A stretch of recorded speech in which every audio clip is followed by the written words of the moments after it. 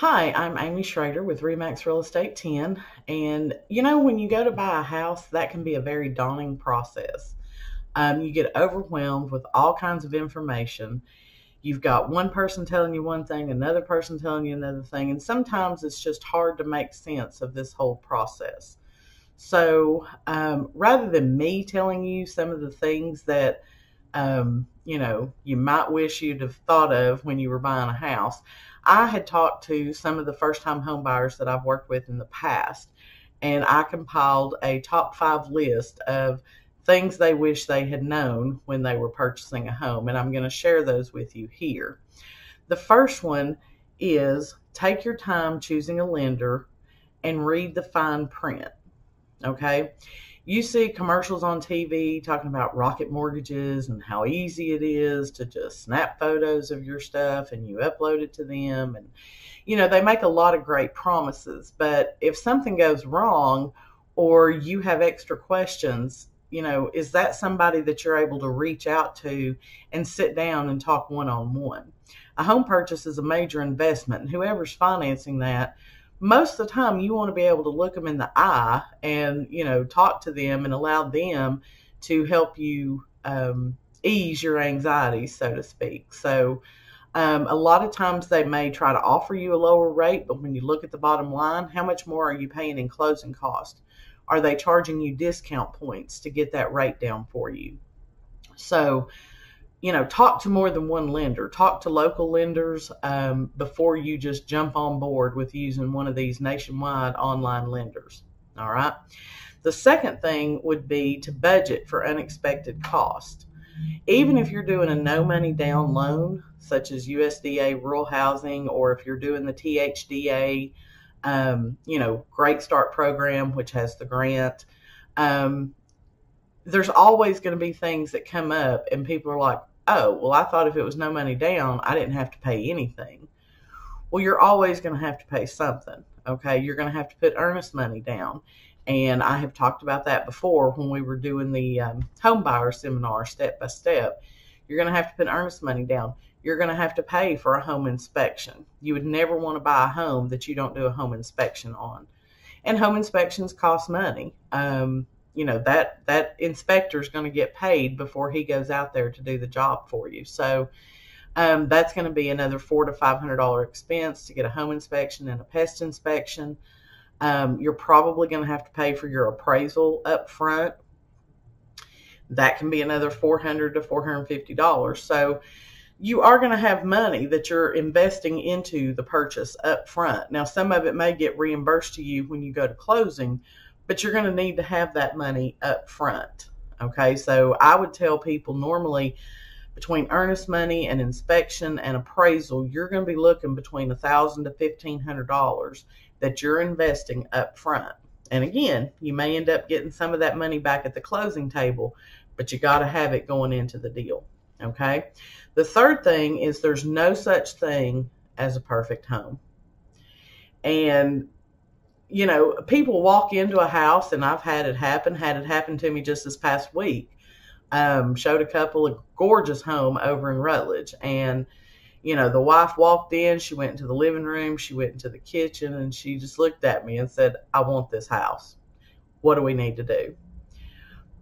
But more times than not, there's always going to be something here, something there that doesn't quite meet what they're looking for.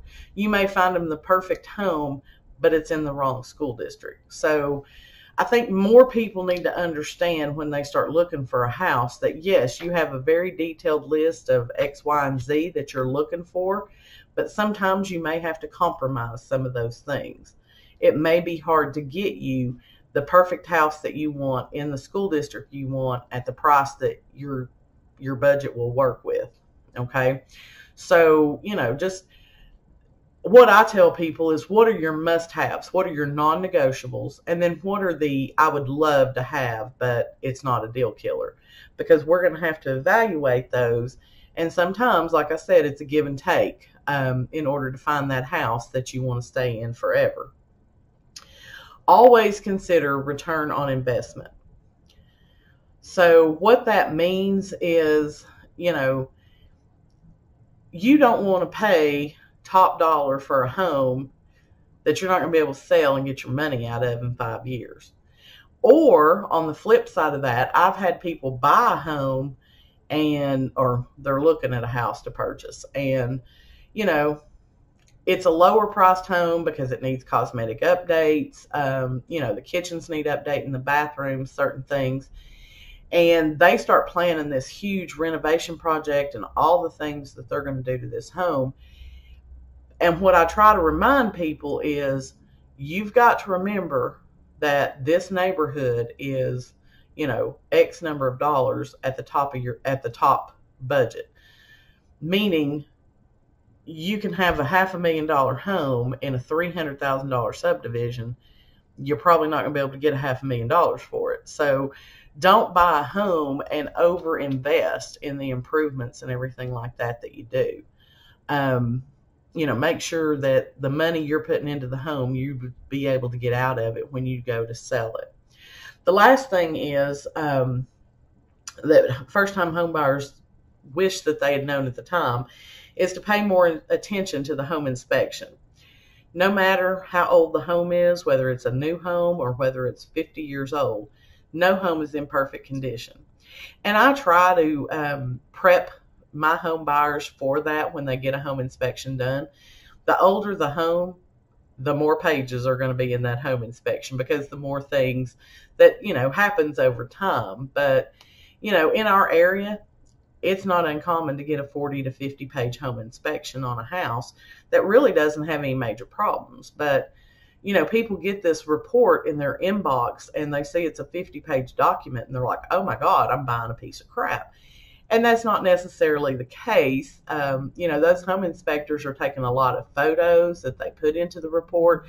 So even if, the HVAC units are good, they typically are going to put pictures of the HVAC units, with the serial numbers, and document what kind of condition they were in.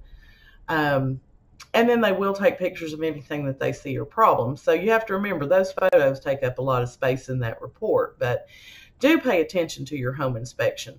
Talk to your agent. Talk to the home inspector about any issues that arise, and find out, exactly what that report means.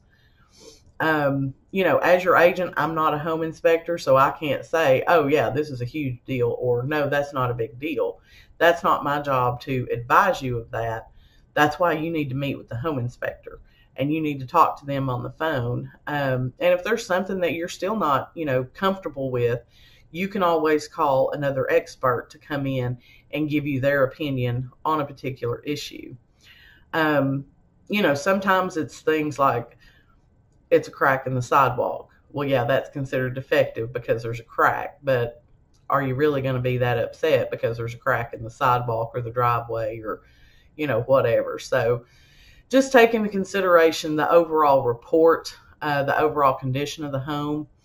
A good question to ask your home inspector is, did you find anything in this report that would keep you personally from buying the home? And see what their response is. All right, so that covers it for you. The top 5 things that first-time homebuyers wish they had known when they were purchasing their own home. Now, if you are looking to buy a home and you need an expert to help you through the process, my name is Amy Schrader. I'm with RE/MAX Real Estate 10, and I would love to help you out. My cell phone number is 423-748-8811. My website is TNRealEstateGal.com. Reach out to me. I would love to sit down and walk you through the home buying process. Thanks so much, and be sure to like the video and ring the bell to subscribe. Thanks.